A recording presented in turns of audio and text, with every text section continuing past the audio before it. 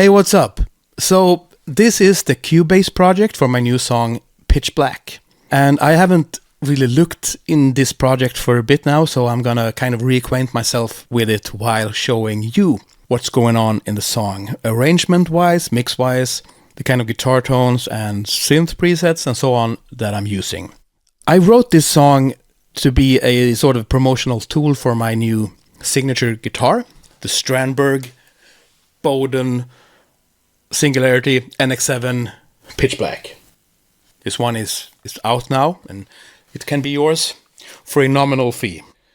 Anyway, I started out when writing this song using my Cubase project for my song of last year, Blast Radius, which was also written to be a promotional tool for Strandberg's Bowden metal guitar. I used the Cubase project for that song as a starting point for this song because it was already mixed and mastered, had all the things I needed. And it's pretty cool when you write songs to have a template that is already mixed well enough so that you don't get discouraged by like having bad tones and so on and so forth. So let's start by looking at some of the different elements I have here. So drums, let's start with the drums. Drums are hugely important in metal music, maybe more so than some other genres. So let's listen to these. I'm using Superior Drummer, the Darkness library.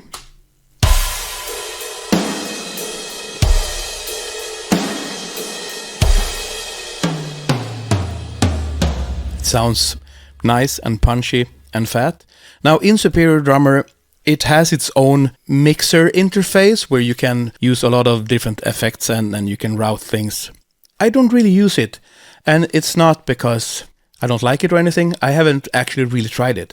I mix a lot of recordings with real drums as well, and I'm so, stuck to the kind of like mixing tools I use for real drums that I prefer to use them also for program drums, which is why I'm mixing outside of the Superior Drummer plugin. So I'm routing Superior Drummer out in like a multi-out setup. So I have each element of the drum kit on its own fader. And then I can do all kinds of things that I want to do. Like the kick drum here. I'm using Drumagog to blend in one of my favorite samples. And obviously Superior Drummer is all samples, obviously. It's a sample-based instrument. But still, there are things that I'm used to doing if it would be a live drum kit.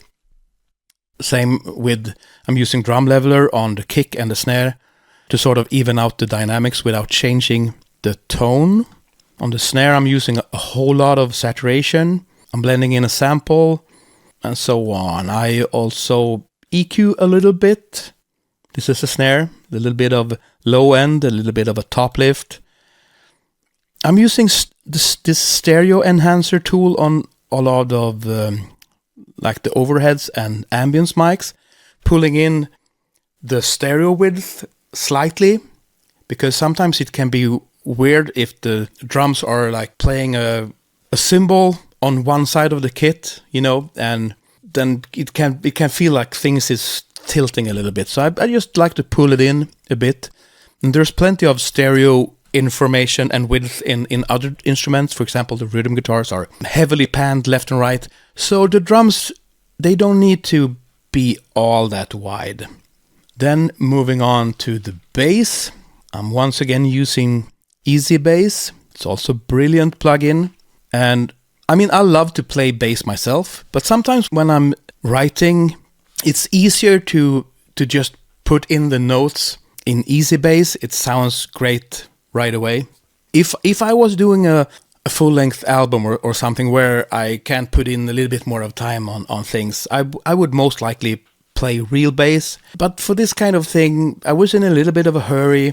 And also, this one just sounds so good. I mean, it's well-tuned, well-intonated. It sounds good. It's really even, which is cool with bass to have that kind of consistency in the subs. I'm a big fan of Easy Bass. And mix-wise, I'm sending it through a Dark Gloss Ultra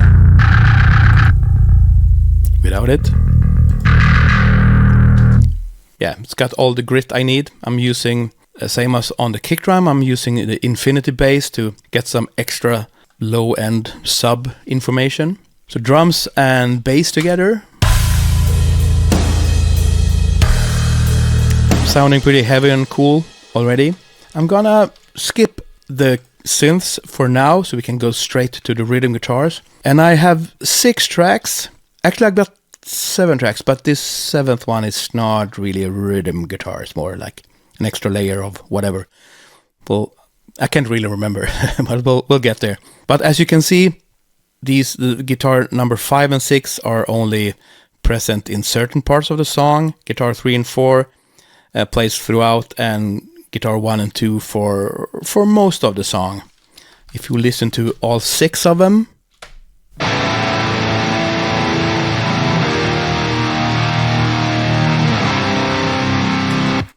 all right.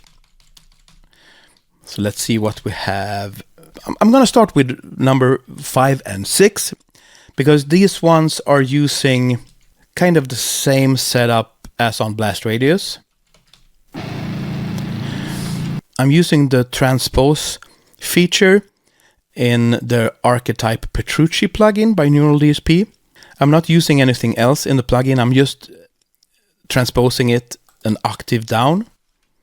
And then I'm sending it to this one, Amp Knob by Bogren. And you're going to see more of Bogren plugins in a little bit. And this 6th one, I'm using also the transposing thing from Archetype Petrucci. Then I'm using the Omega Granifer plugin with the cab section from Archetype Gojira. These like octave guitars, they are not very loud in the mix, but they just add some dirt and grit. And then we have the other 4. You see these grayed out ones are the amps, the setup I've used for Blast Radius. I wanted to try something else this time because since I recorded Blast Radius, I started using the Bogren amp knobs a little bit. These sound really cool. And one thing that I dig about them is that they are super easy to tweak. I mean, you can't really do much with them. You have a gain knob, you have a pedal. There's also, you can change the cab, which obviously makes a big difference for the tone. Though all the cabs that are like the default cab on all of these are great. Also, you have a gate, which is cool. But other than that, you don't have an EQ, you can't really do anything. And actually, I love that in plugins. Obviously, if you don't like the sound of it, then, you can't use the plugin. So it's like a one-trick pony in a way, but if you dig the pony, you're gonna be good. So this is this one. You can turn the gain down. Turn the pedal off. Basically, that's what you can do. So what I'm doing is I'm using that plugin for the left side for guitar 1 and this one for that side. So together, so I'm using 2 different plugins for the left and right channel here.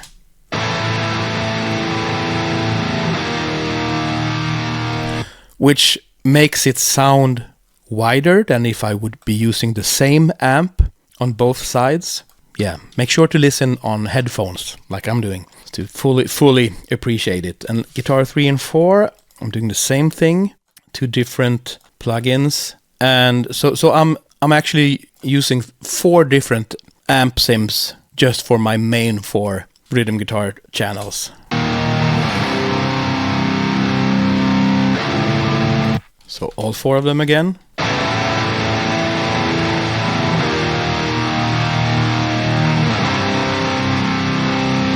I think that's pretty cool.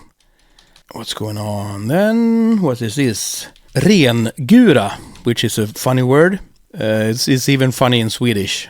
It's like, would mean clean guitar. Rengura. So it's for just a part of the song.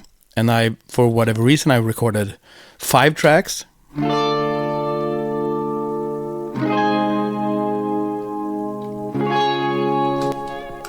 then we have the lead guitar. And if you saw the Blast Radius video or other videos I've done about my lead sound, you're gonna know what's gonna happen. So I have 3 tracks. It's the same performance, it's just copied. You see the D here, it's for duplicate. And you can see the waveforms are all the same. I'm using Archetype Pliny, a little bit of overdrive. There's the amp, no EQ, cab, and using a little bit of the built-in delay. So my main tone.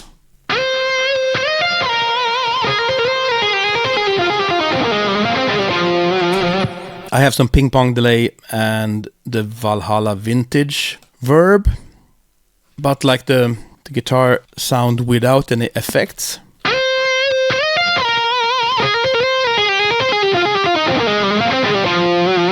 It's kind of cool, but then I have the side channels where I have the exact same settings on the Archetype Pliny, but I put a phaser in front of these two. And these phasers have slightly different settings, as you can see. So the side channels on their own sound like this.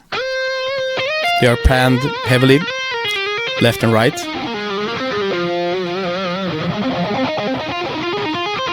So when you hear them on their own, you can hear that there's like a gap, a hole in the middle. And when you add in the main track, the center track,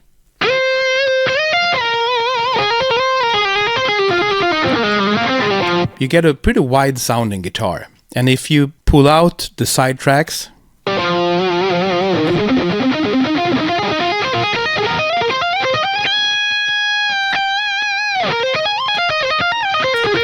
it just adds a lot. And if we bring the delay and reverb back in, it's a beautiful guitar tone. Then let's see, let's go on to the synthesizers I'm using. Easy keys. Let's see what I'm using here. A grand piano.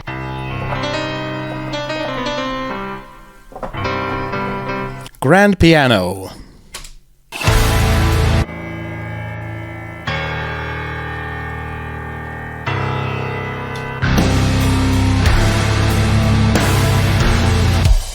Yeah, adds some drama. And then I have this opus. Let's see what this is. This is some strings.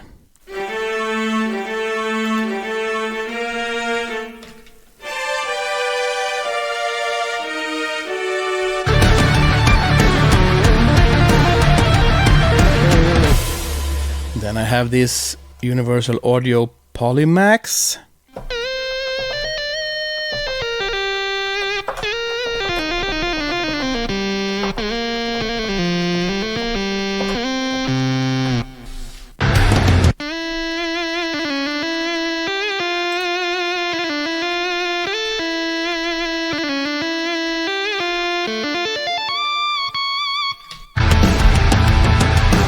And then we have this one, Anna 2 by Slate. Let's see what I have here.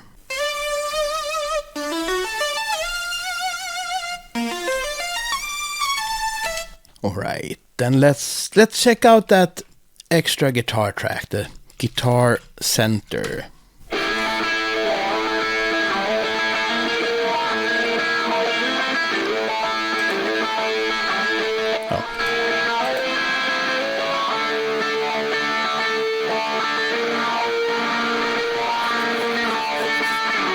So I'm using the Gojira plugin,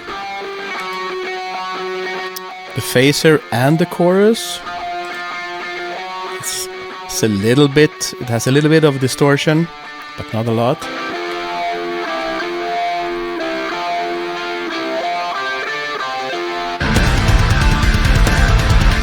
And then we're only left with two things. An extra piano here.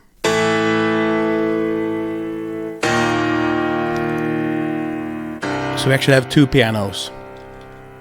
This one is played and the other one was programmed. And then I have this part, which is like atrociously played.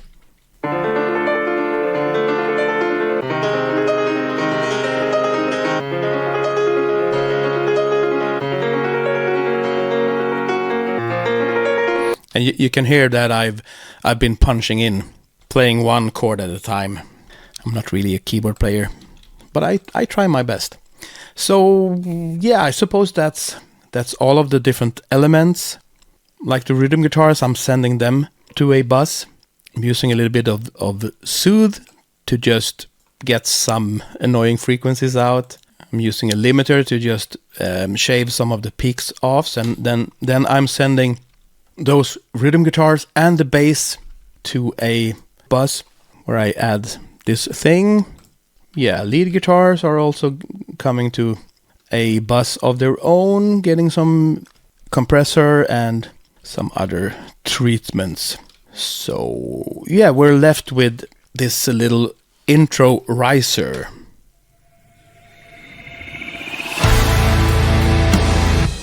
Just to add a little bit of excitement leading into the song. It's built from 3 different samples that I found in a sample library that I don't know where I got it from. Probably some old like sample CD that you got with audio magazines back in the day.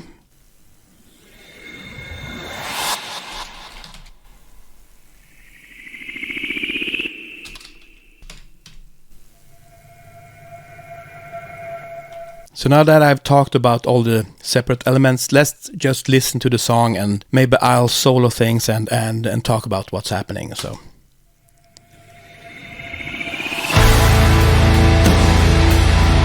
we got this heavy riff.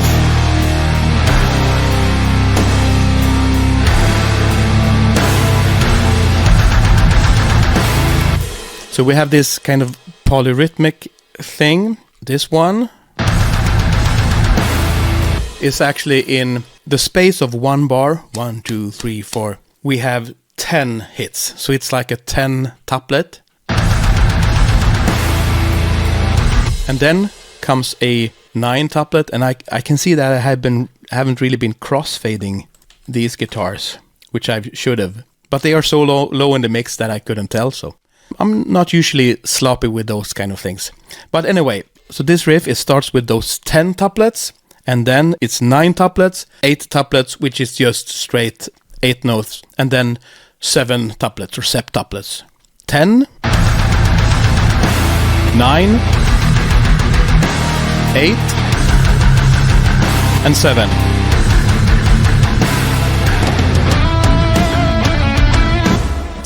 And then there's a first solo part. Let's check out what the rhythm guitars are doing here.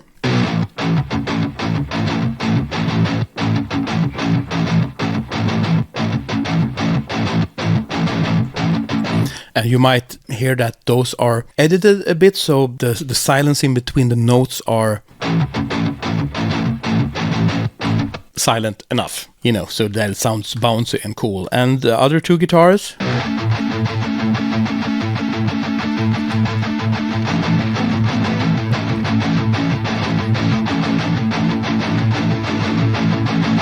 they are adding like harmonic information.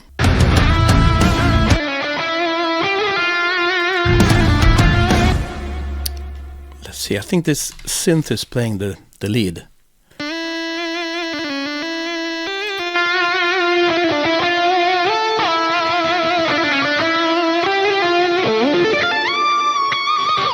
I love doubling lead guitar with synths. It adds like an artificial sheen to it, which is cool.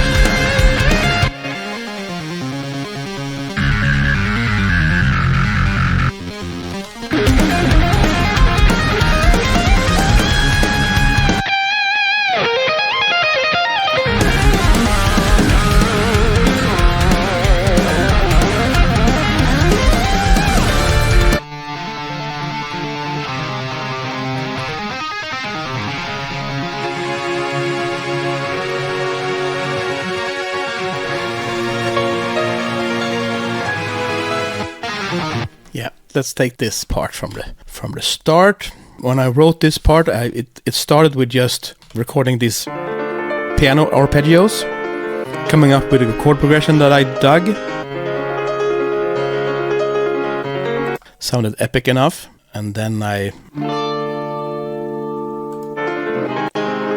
added those clean guitars, and I wanted to augment or hide that sloppy piano playing by adding programmed piano.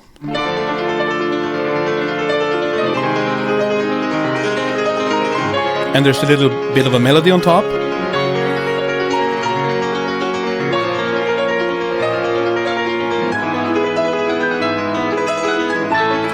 And also the programmed piano plays some of those polyrhythms that are in the drums.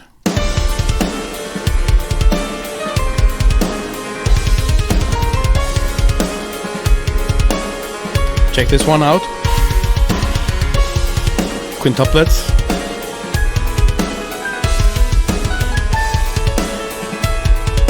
And septuplets.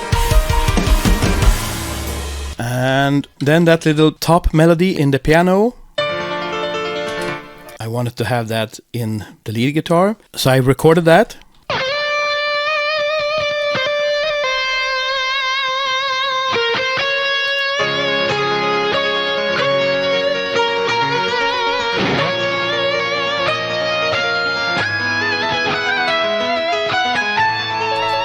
Then I wanted to add guitar harmonies to that, so I just used those phaser tracks to record the harmonies on.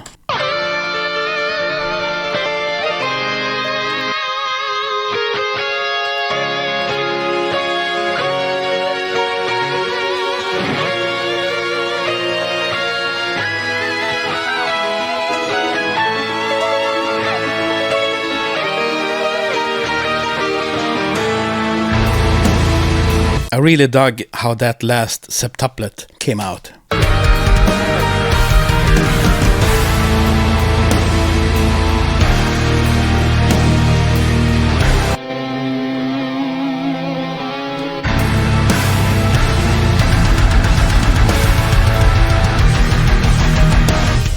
And in this end riff, the kick drums are kick drumming continuously, but for each bar, they are dropping one note. So they are starting with a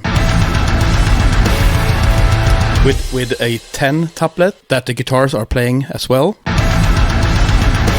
And then the guitars just play one chord, and the kick drums are playing a 9 tuplet. And then there's an 8 tuplet, which are just 8 notes. And then the kick drums play 7 tuplet. 6 tuplet, which is just, triplets. So basically it's like 10, 9, 8, 7, 6, 5, 4, 3. Yeah, 3 is the last one. Dun, dun, dun. So it's almost like it's slowing down, it's counting down. While the metronome tempo is the same, it still feels like the song is slowing down, which I think is cool.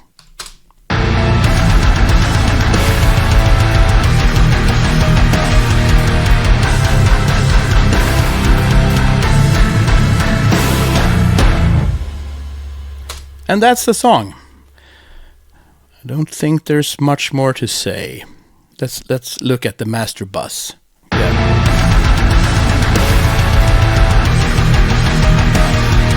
So I'm hitting that virtual mix bus pretty hard. I'm using the Neve emulation, which is kind of my favorite on the master bus. And this plugin is kind of on the subtle side, which I like. And then, I'm using a multi-band maximizer.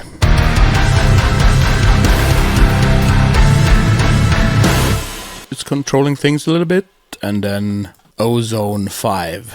Yeah, I'm taking out the super low end just as a precaution, and then I have a maximizer, like a clipping limiter. And that's it, and that's all for this video. Thanks for watching this far, and I'll see you on another video someday. Cheers.